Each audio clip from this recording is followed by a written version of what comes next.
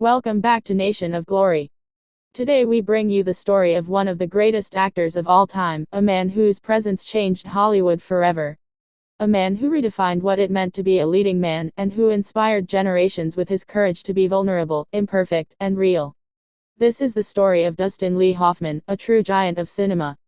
Stay with us until the end, because this story is more than Hollywood. It's about struggle, perseverance, and the magic of believing in yourself when no one else does. Dustin Hoffman was born on August 8, 1937, in Los Angeles, California. His childhood wasn't glamorous. His parents, Lillian and Harry Hoffman, were Jewish immigrants, and like many families during that time, they lived modestly. Dustin's father worked as a prop supervisor at Columbia Pictures, but later left the industry and became a furniture salesman. His mother had dreams of becoming an actress, but life took her on a different path. It's almost poetic. Her dream of being an actress would one day live on through her son, in a way neither of them could have predicted.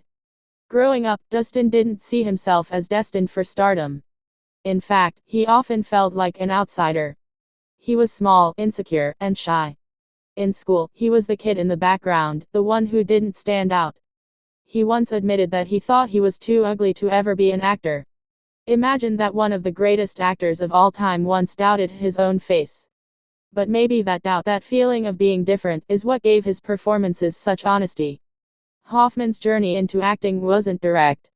He first studied at Santa Monica College, planning to become a pianist. Music was his passion, and he believed it would be his path. But somewhere deep inside, he felt something was missing. Eventually, he dropped out of college and enrolled at the Pasadena Playhouse, a theater school. It was there that he found his calling, even though at first, he struggled. He wasn't the typical actor. He didn't have movie star looks or a booming voice. What he had was raw talent, emotion, and a burning desire to be authentic. At Pasadena Playhouse, Dustin befriended another young man with big dreams, Gene Hackman. Together, they shared the struggles of being different actors in a world that often only wanted handsome faces and polished smiles. They were joined later by another dreamer, Robert Duvall. Can you imagine it? Three men, all struggling, all doubting themselves, would one day become legends. But back then, they were just hungry actors chasing a dream. Life wasn't easy. Hoffman worked odd jobs, typing, waiting tables, doing whatever he could while pursuing acting. There were times when he had almost nothing, times when he questioned if he should give up. But something in him refused to quit. He believed that truth in acting, the ability to show humanity in all its messiness, was worth fighting for. The 1960s were a turning point. Dustin started performing in off-Broadway productions, slowly gaining recognition for his intensity and honesty on stage. But Hollywood still didn't see him as a star. He was considered too unconventional, too plain. Yet that very plainness, that relatability, was about to change cinema forever. In 1967, Dustin Hoffman got the role that would transform his life, Benjamin Braddock in The Graduate. At first, he didn't think he was right for it. The character was supposed to be tall, blonde, and all-American. Dustin was none of those things. But director Mike Nichols saw something special in him, an authenticity that could connect with an entire generation. And he was right. When The Graduate was released, it became a cultural phenomenon. Dustin's portrayal of a confused young man, lost between parental expectations and his own desires, spoke to millions. It was vulnerable, it was awkward, it was real. Dustin Hoffman was no longer invisible, he was a star. An Academy Award nomination followed, and Hollywood could no longer ignore him. But instead of chasing easy roles, Dustin chose difficult ones. He became known as an actor unafraid to take risks, to play characters who weren't heroes, but ordinary people facing extraordinary struggles. He gave voice to the outsiders, the flawed, the vulnerable. In films like Midnight Cowboy 1969, where he played the unforgettable Ratso Rizzo, Dustin shattered stereotypes. His performance was gritty, heartbreaking, and brilliant, earning him another Oscar nomination. The film itself won Best Picture and became the first X-rated film to do so. Hoffman had cemented his place in the new Hollywood movement, a wave of actors and directors who wanted to tell real, human stories. The 1970s brought more triumphs. In Lenny 1974, he played comedian Lenny Bruce, diving deep into the pain and genius of a man ahead of his time. In All the President's Men 1976, alongside Robert Redford, he portrayed journalist Carl Bernstein, capturing the relentless pursuit of truth during the Watergate scandal. Each role showed Hoffman's versatility, his ability to disappear into a character and make audiences forget they were watching an actor. Then came 1979's Kramer vs. Kramer.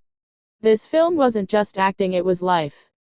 Playing a father going through a painful divorce and custody battle, Dustin brought raw emotion to the screen.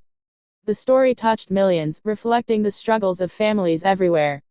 For this role, Dustin Hoffman finally won his first Academy Award for Best Actor.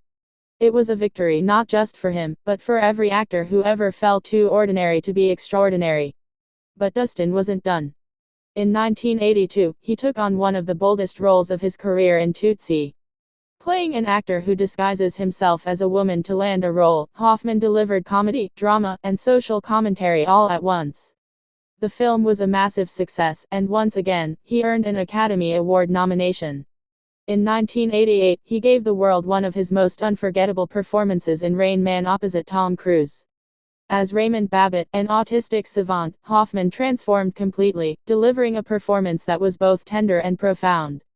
The film won Best Picture, and Dustin won his second Academy Award for Best Actor. By this time, Dustin Hoffman was more than a star, he was a symbol of integrity in acting. He wasn't afraid of playing flawed characters, of showing vulnerability, of embracing the very things Hollywood once told him were weaknesses.